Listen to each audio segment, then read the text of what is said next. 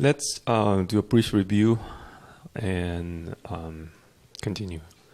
So we're going to build a series of lectures, hands-on lectures, for you to build LLMs from scratch. And the first step is to build a tokenizer. So throughout the exercise, we'll provide you with pre-processed corpus. And given the corpus, you load it on Colab and build a custom dictionary. Okay, so first things first. Let's first connect to Colab. And you might need to add a path here if all your file is in a separate folder. So try to connect, and this mounts whatever's in your folder to your current Colab. So here we're going to access different things, so it needs to be loaded. And we introduced autoregressive language model generation, where we generate one token at a time. And in this case, a token here, a unit of token was space-separated fragments of a sentence. And it doesn't have to be. It could be character level, word level, something in between. Something in between is what we're going to build today, called BPE. So once you have however you like dictionary setup, then once you input arbitrary sentence, then you apply tokenize, then it's going to do some parsing, and at the end of the day, it's going to output a list of integers, where these integers correspond to index in your built dictionary. And we saw together last time different visualizations of different tokenizers used by various other models.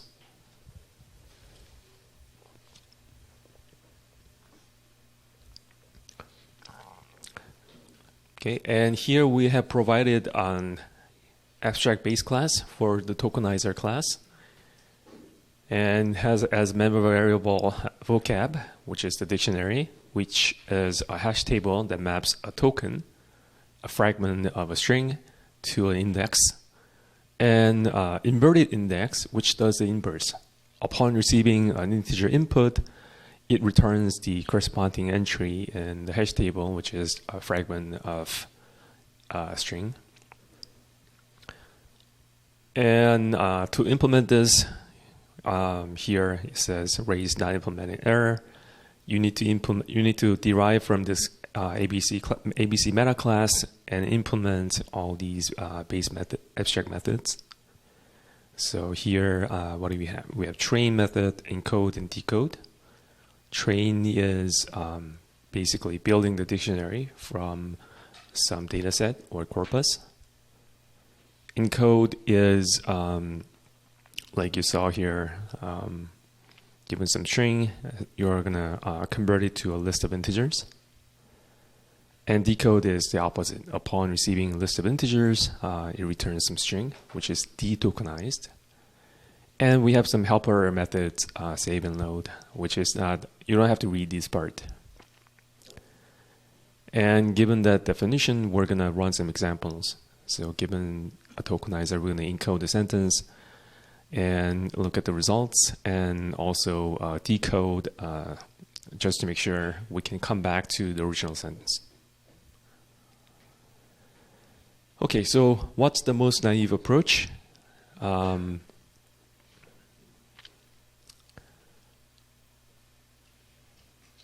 If we do space-separated parsing, so given this corpus, let's do parse by these spaces in between. So we have integer of strings now, and we can simply build a vocabulary on each unique words here. So 2 appears twice, so we only need a single entry in the hash table, right? So welcome corresponds to number 0, to corresponds to 1, intro to deep 3, etc. So if we build a dictionary like this, it's fixed, and given a fixed dictionary, let's encode the text welcome to class, and tokenization result is supposed to be welcome is number 0 here, 2 is 1, and class is 5, 0, 1, 5. Okay, so we're going to now inherit from this ABC meta class and implement train, encode, and decode methods. And I already explained what these do. Train builds a dictionary, you encode them into list of integers, decode does the opposite of encode. And here, first thing, vocab is supposed to be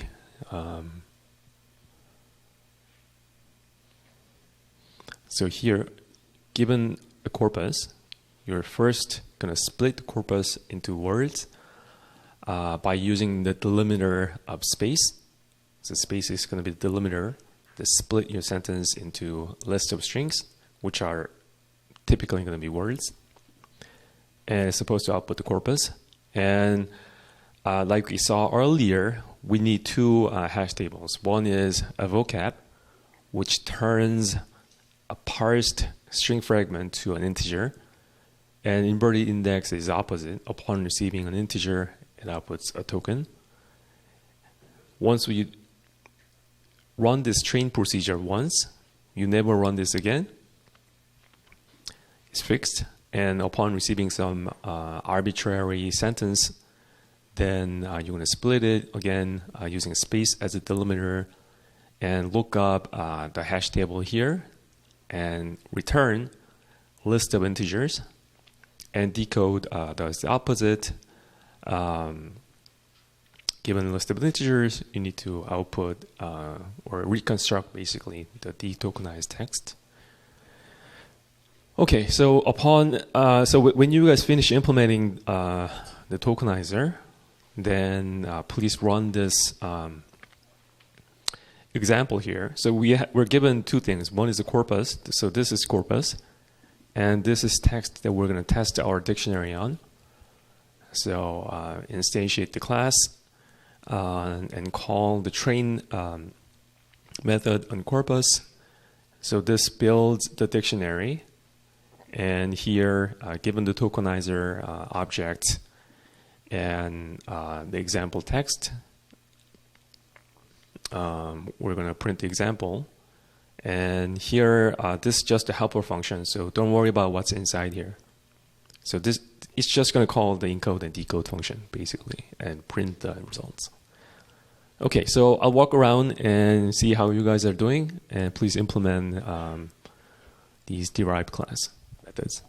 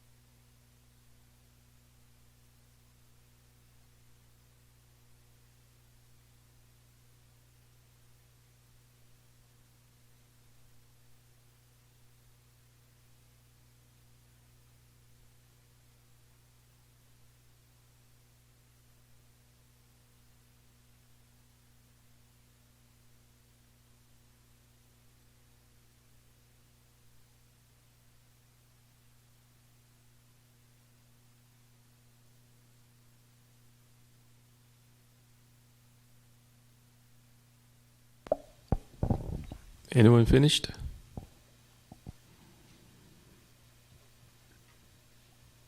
A bit more time.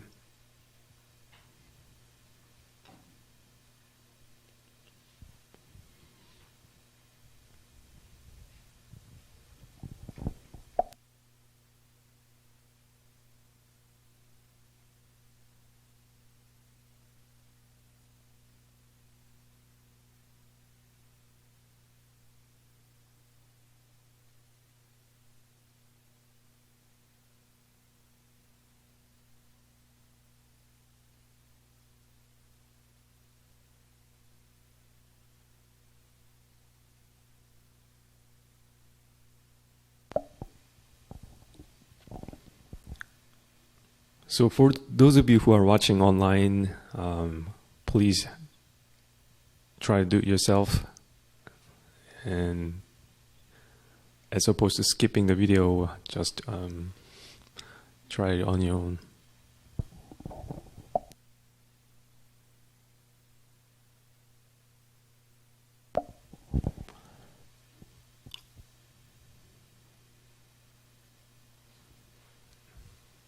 Finished?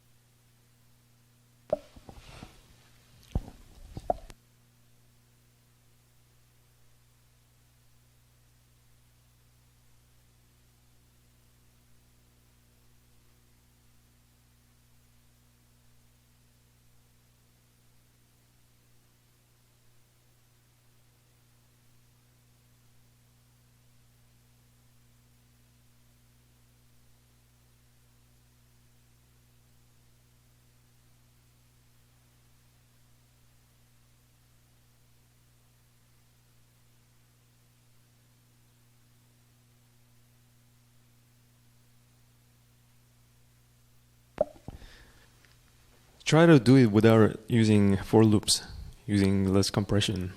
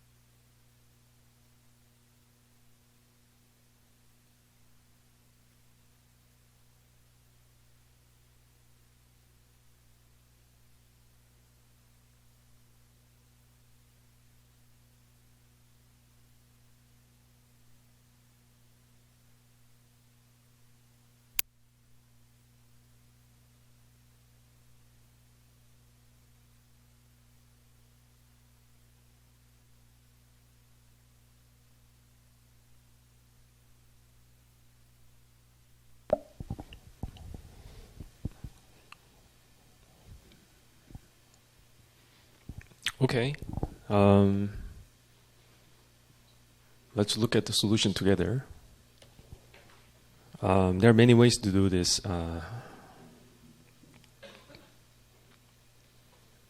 It's connected. Okay.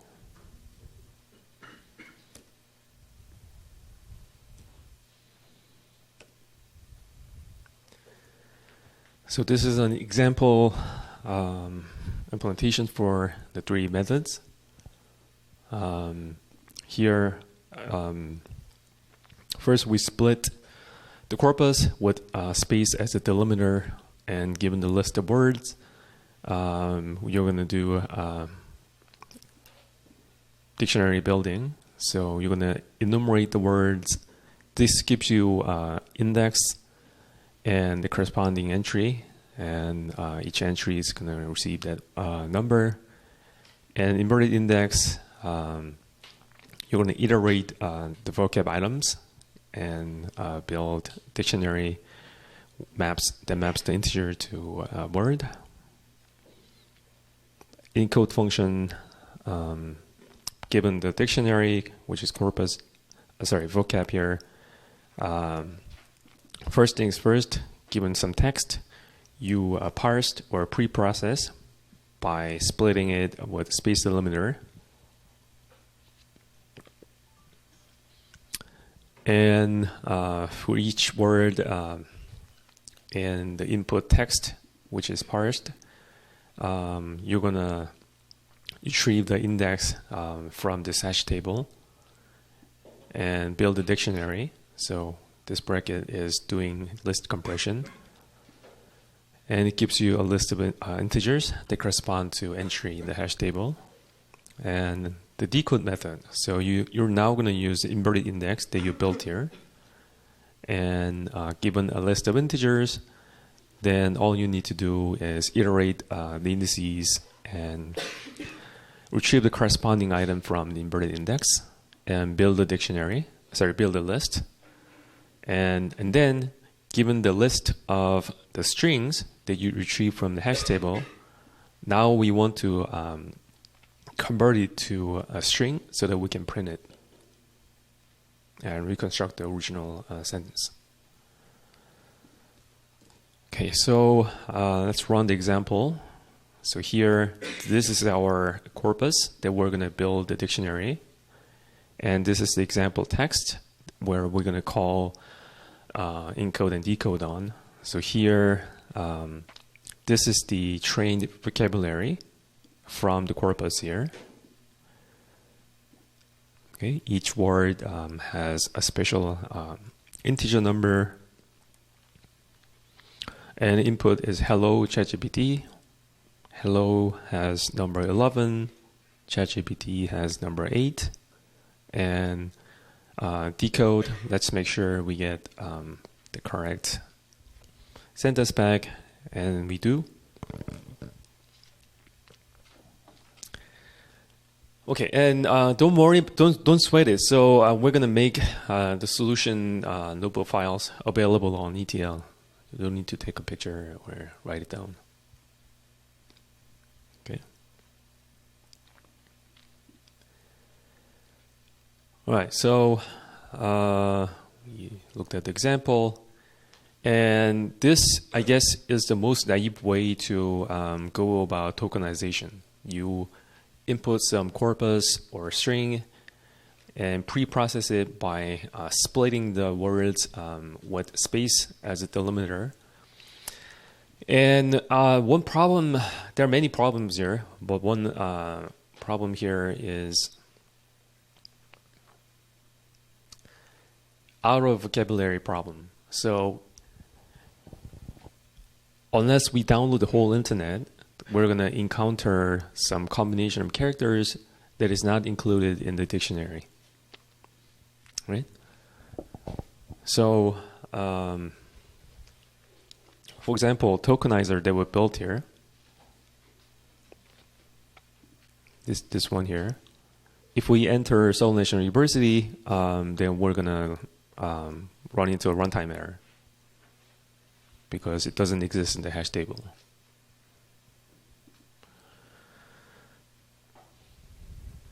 Right?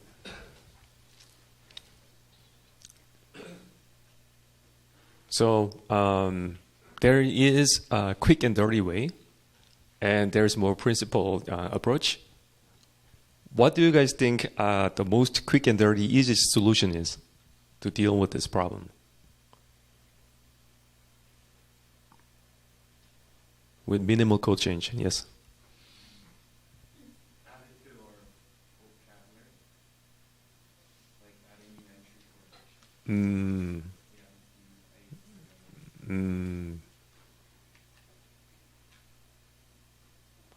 I don't think that's going to be... That's one way to do it, but one downside is that the process that comes after tokenization is you're going to fix the dictionary and learn some language model. So it learns to predict the next word given the past and repeats. But if you insert something to the dictionary, then you need to repeat that process. You need to retrain it if the dictionary changes, even a little bit. Yes? Change it to... Right. So the easiest way to fix this is create a special token. Just like we created end of sentence or beginning of sentence token, we create unknown token. UNK is the standard notation in NLP. That stands for unknown token. So anything, typos, any word that doesn't exist in your dictionary, just use the English expression, sweep it under the rug. So you hide the problem by mapping everything into this one special token. That's the easiest fix. Do you guys know this English expression? Hide it under the rug. When you're sweeping the floor and you lift the rug and just push it underneath and cover it with the rug so you don't see the problem. It's the easiest solution in the NLP community. Another thing you can do is do a character level tokenization. So here the problem was we were parsing the sentence by using space, and it's going to be almost impossible to see all possible combinations that can exist. So here, if we do character level tokenization, then it's impossible to run into this problem. Why? So can you speak up a little bit? Right. So your universe, for example, let's say we are only going to deal with English word. Then based on how you're going to differentiate, but you only need 256 characters, basically all the alphabet letters. So you don't encounter these out of vocabulary error. So here, this is another tokenizer that inherits from this ABC meta again. And we just copy pasted this from before. And here, the difference is that we're going to iterate from an integer from all the way to starting from 0 all the way to 55. And per each character, it's going to reserve a number. Inverted index is opposite. For each item in the dictionary, each integer is going to reserve a special character. And this part is same as before, except that here we previously, if you go back to the encode and decode function, we split text based on the space. And here we just do character level parsing. So if you call a list function with the text, with the string, then it automatically returns a list of characters. So given this parsing, then the rest of them is exactly the same. Okay, so here we're given the same corpus and ChatGPT example. So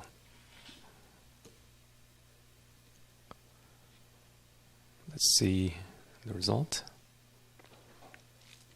Okay, so if we encode hello ChatGPT, then each character here, H reserved number 72, E reserved 101, 108, etc. And even the space has its own number in the hash table. Okay, so what could be a problem here?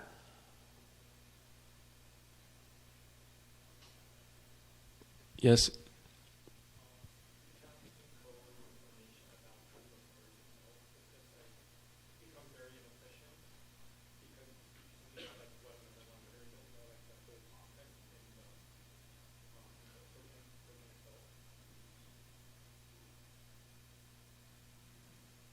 There are multiple problems. Yes. One is that to represent this simple two-word sentence, you needed to use lots of numbers. So if you think about the transformer lecture from before, for each token, we need to compute query key value feature vectors, and it takes up a lot of space.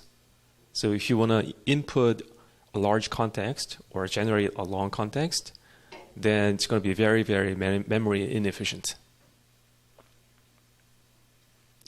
That's one thing. Second, it's going to be easier for us humans and I guess the learning machines to pick up these cues. For example, two words. If you input Seoul National, then next word that follows these two words is going to be in your head. There's going to be a probability distribution on words or fragments of the words, but I guess the top ranking word is going to be university. So these interdependencies between what's called bigrams and multigrams, it's going to be easier to learn when you represent the data in more high level rather than character level. Okay, so what's the standard practice?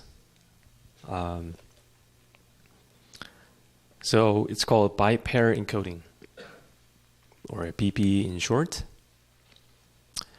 And I think we're going to implement this together.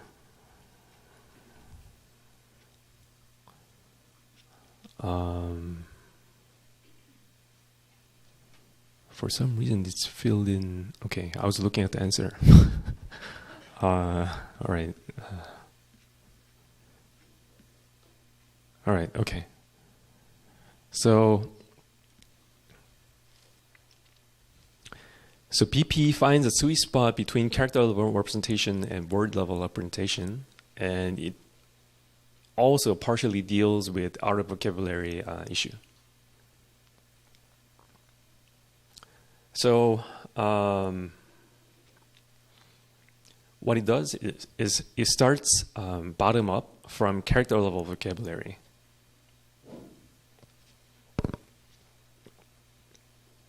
And then iteratively, it will merge frequent token pairs into a new token. So let's actually just look at the algorithm.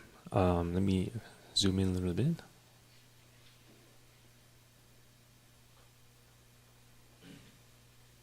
Okay, so we're going to look at the training part, where we build the corpus, and the encoding part.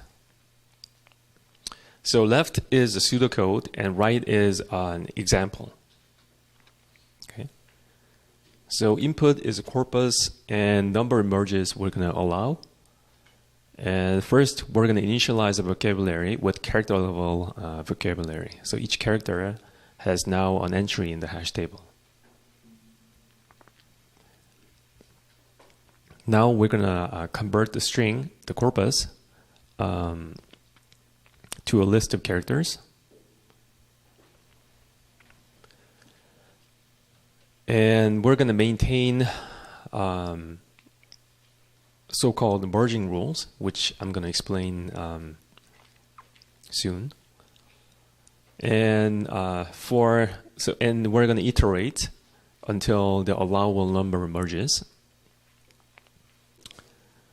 So here, pairs is simply the list of adjacent pairs in the token. So for example, if we have corpus ABCAB, and the first vocabulary is going to be A, B, and C, because we're going to build a character level hash table first. That's the initialization. So here, after we build the dictionary, the tokens here is going to be list of corpus. So that's going to be character level parsing of the corpus. And merging rules currently is empty. These are initialization. So here, if you look at the blue box, compute the list of adjacent pairs.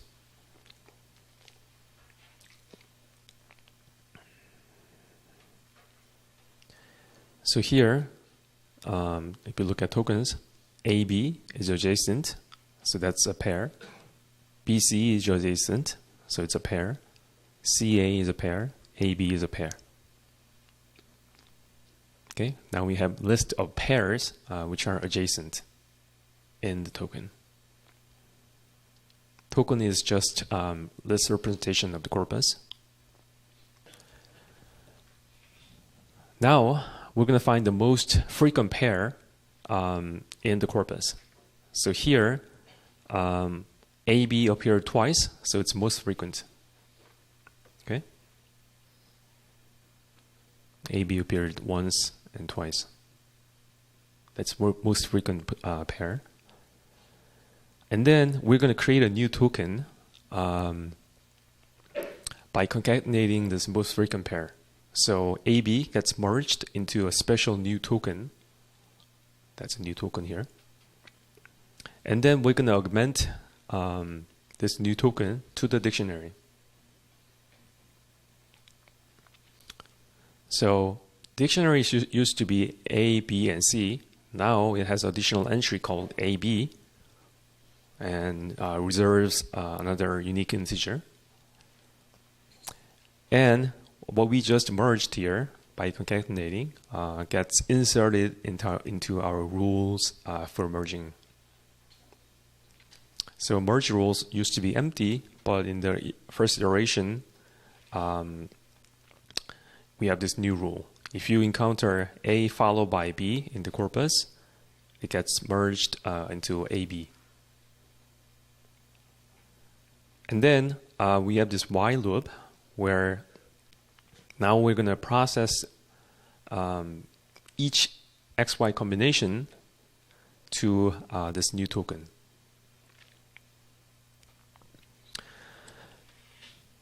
So we're going to loop through our tokens, and if we find this combination XY inside the corpus, so let's look at it here. Here we can find such two such instances. So here we have A and B, A followed by B. So J is some index initialized to 0. If token at location J is X, location J plus 1 is Y, then it gets replaced with the merged token. So simply, if you encounter AB combination, replace it with AB string. Right? And it repeats until number merges. And that's our dictionary.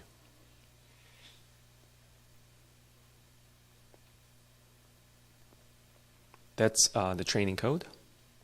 How about encoding? So if you look at it closely, we have this as a byproduct list of the merge rules.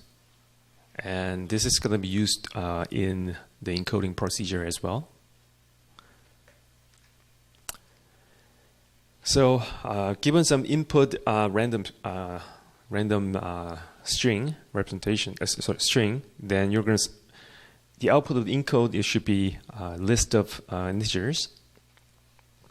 So first, you convert this into a list of characters. So for example, if the string lore came in, we're going to parse it as LOWER at character level. And we have, as the byproduct of the training code, the list of merge rules. For example, here, if you encounter E followed by R, They should be replaced with string ER. If you encounter L followed by O, replace it with LO.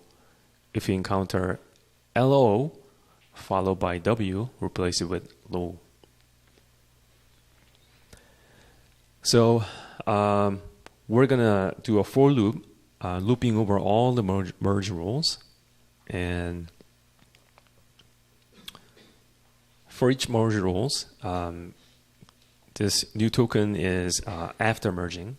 So you start with entry 0. So here, let's look at the merge rule. First one was merging ENR to ER. So we're going to repeat this while loop, initialize to 0, and we're going to simply loop through the tokens. And it's very simple. We're going to replace each encounter of XY combination to this new token. Okay. So it starts from very beginning, and if you encounter Y, X followed by Y exactly, then we simply merge. So here, this new token is ER. So here we're going to loop the token list from beginning. Here, okay, we found E followed by R. Then it gets merged into new token. Iteration 2. Second merge rule is if you identify L followed by O, replace it with new token, which is LO. Okay, let's loop the current token. Okay, we found it immediately. L followed by O, so it gets replaced with LO. Now, what's the third merge rule? If you find LO token followed by W token, place it with LOW low token. Okay, so let's loop from beginning. Here, okay, we found it immediately. LO followed by W token gets replaced with low. That's going to be our final representation.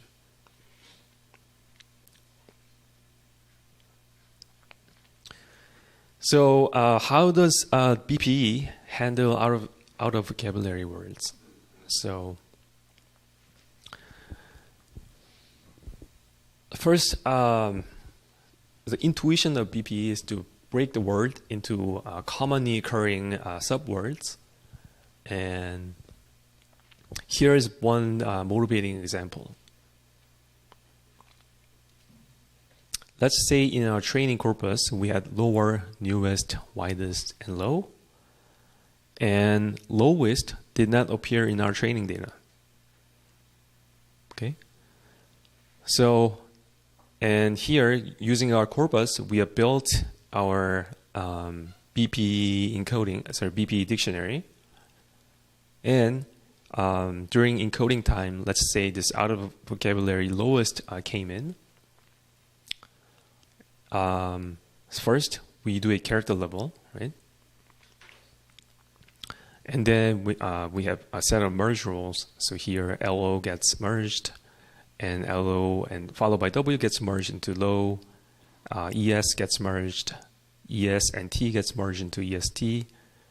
So we have as the encoding output low and EST.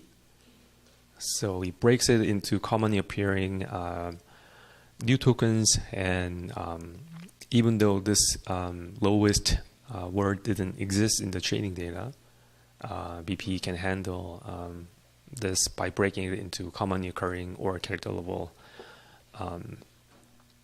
parsings. Okay, so before you guys start implementing, let me explain some helper functions that we built. So we're gonna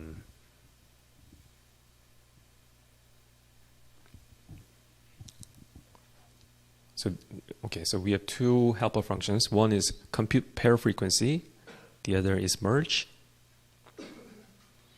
So compute pair frequency is for computing frequency of each adjacent pair in the tokens. Okay, so here we have a counter, and if you don't know what it is, just look up Python 3 counter from the collections library. If I hover,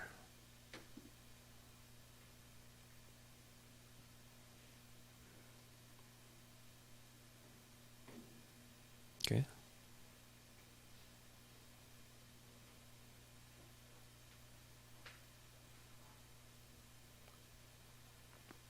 So read it over, and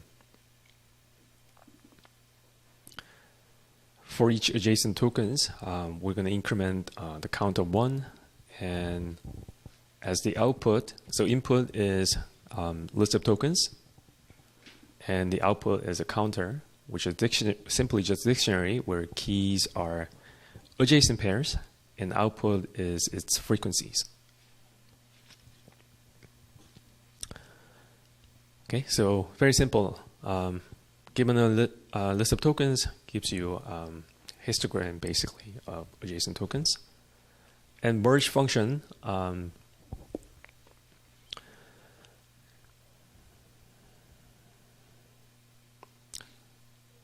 replaces all consecutive occurrences of pair with new token. So given a new token and current tokens and a pair, for example, if you had token list ABC, AB, and pair is AB, and you want to replace it with the merged token AB, then the end output should be this guy gets merged, this guy gets merged, so AB, C, and AB. That should be the output. So very simple. So this appeared almost exactly in the pseudocode that we looked at. So you start from the beginning, and you loop through the token list, and as soon as you identify X followed by Y, you replace it with the new token. Otherwise, you increment the counter. So these are two helper functions that you can utilize. And just to show you what it does with actual text. So if the test token is ABAABABB, let's see the output of calling the compute pair frequency on these test tokens.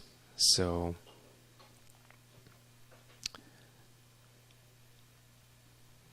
this is the input. Output is you basically loop through all the adjacent pairs. AB appeared 3 times, B followed by A appeared twice, AA combination once, BB once. And if you call the merge function, so this is the current token list, and this is the pair that you want to merge. You want to merge every occurrence of pair AB into the merged string AB. So here, these guys get merged, these guys merged, these guys get merged. So it works as intended, right? All right, so here's the implementation that you're supposed to do. And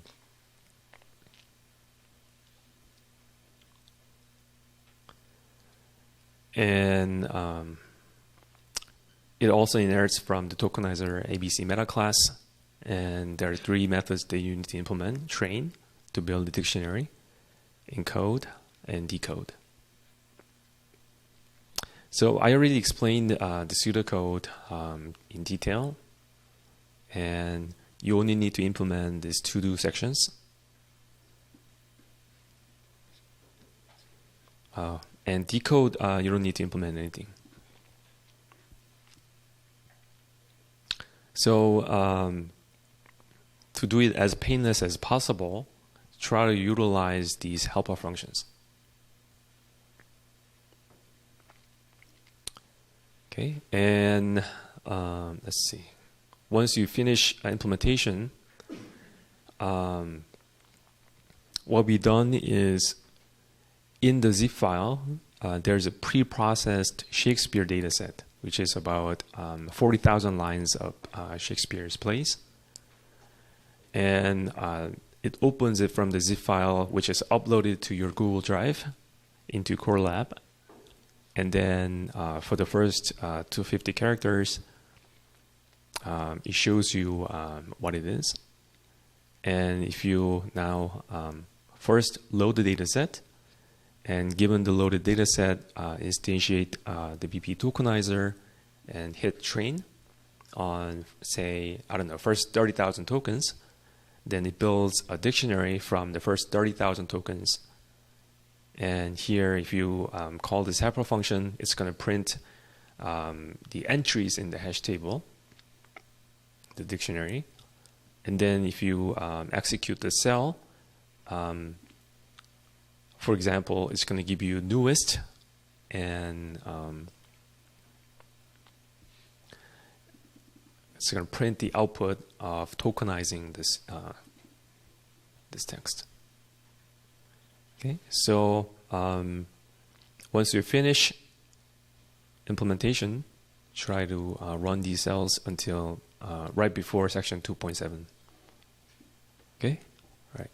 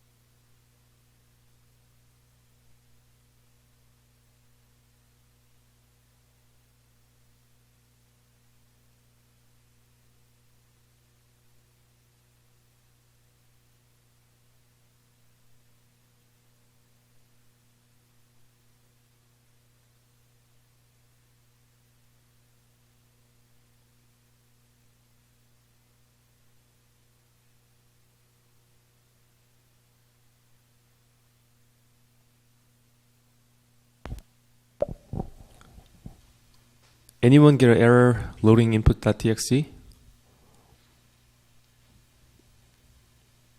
No? Has anyone loaded input.txt successfully? Okay.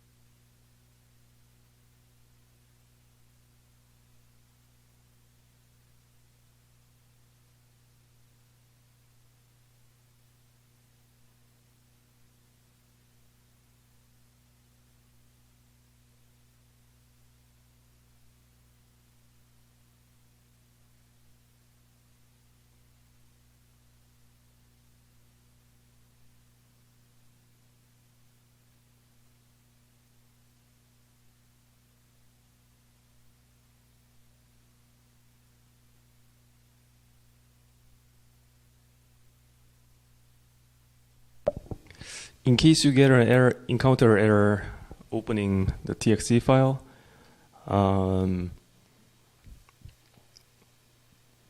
it's possible for the collab to get messed up if you execute them in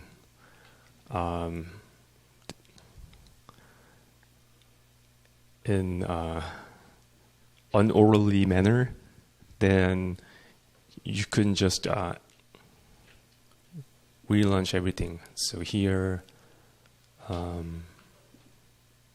to runtime, restart session, and run it sequentially from the beginning to here, then it should work.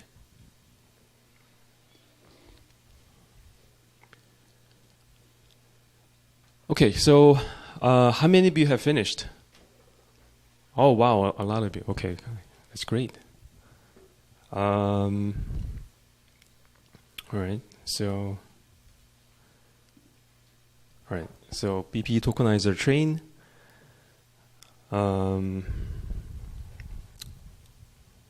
So first, it initializes the vocabulary with the character level vocabulary, right? And the merge rules are empty in the initialization, and tokens is a list of characters in the beginning. And here we have already implemented compute pair frequency and merge for a specific pair. So here all we need to do is input tokens to the compute pair frequency helper function and take the one with the highest frequency. And that's going to be our new token. So we're going to, the new token is going to be the first token in the pair and second token in the pair with highest frequency. And it's simple. We just call the merge helper function with the current token list and the most frequent pair and the new token that's merged. All right, and we give it a special number, and we insert this merge rule into our list of merge rules, and insert this new token in the vocabulary with a special number, and also correspondingly for the inverted index for decoding, and update our member variables with the newly updated vocabulary, inverted index, and merge rules. That's it for training. So very simple because we already have done the heavy lifting before. And how about the encode function? So now we loop through the merge rules, and for each pair in the merge rule, we're going to replace it with a new token, right? Initially, upon receiving some string, we need to parse it character level, and we first initialization is always the list of characters. We loop through this token list and apply this merging. So per each merge rule, we find the pair, replace it with the new token, and repeat. And that's it. And decode is already implemented for you, and we have some helper save and load functions. Okay. Okay. Let's load up our data, which is 40,000 lines of Shakespeare, and construct the tokenizer. We're only going to use 30,000 characters to make it run fast during the class. Okay, and let's print some of the examples. So when we encoded this, we have 1, 2, 3, 5, about 9 integers, and each integer, how was it built? So these frequently occurring pairs got their own entry in the hash table, and for example, if we insert newest, it says we first asked if it's in our corpus, and it was false. So this was out of vocabulary because it was not in the corpus. So if we encode this, it got split into two separate tokens, and and if we decode this, it was split into new and EST. Okay, so let's load a pre-trained tokenizer. So Sentence Piece is an open source library for various tokenizing algorithms. And here we're going to use Llama 2's tokenizer for the example. And hello ChatGPT got separated into 7 tokens. And newest here, same thing, it got split into 2 parts, new and EST. Okay, and that's pretty much it. And now we're going to look at some qualitative examples. Okay, before that, let's talk briefly about embedding layers. So here, how do you now insert this list of integers to our transformers? This is just some integer, and we need to figure out how to insert this into the model. So most naive approach is to use one-hot encoding. So one-hot encoding means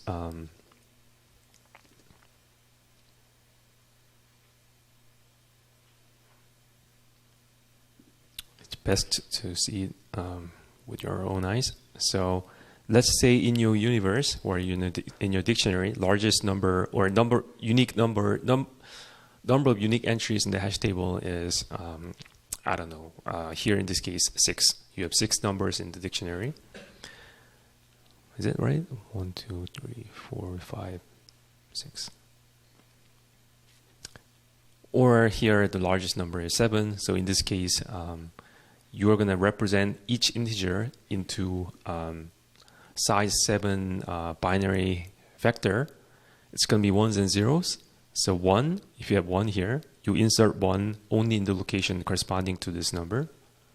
If you have number 2, you insert 1 in the corresponding location. So now these numbers indicate location in the one-hot representation. So this is how you're going to insert your tokenized text into the model. So each token gets converted into a one-hot vector and enters in your transformer. And this is slightly, the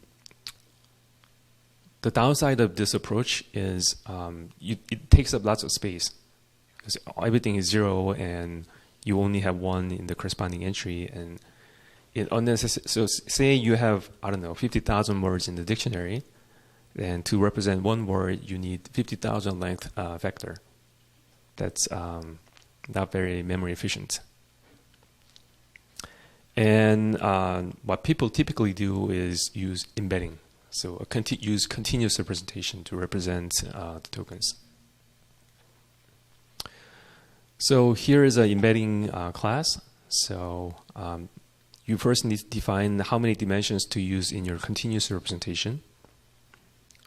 And initially, you're going to randomly initialize the lookup table with upsize vocabulary and embedding dimension. So typically, this is a lot less than the vocabulary size. It's okay because we're going to use continuous representation. So what does it do? We have random matrix. And if you have, for example, number 3 in your integer tokenization, then you look up the third column from your random matrix. So for example, if you have size 32 dictionary and embedding dimension of 16, then say your input is 0 to 48,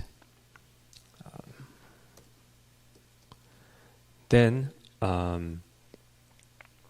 this is the embedding result of these 4 tokens. So what it does is creates a random matrix of size 32 by 16. And here you select the 0th row of this random matrix, and here you select the 3rd row in the matrix. This guy select the 9th row in the matrix.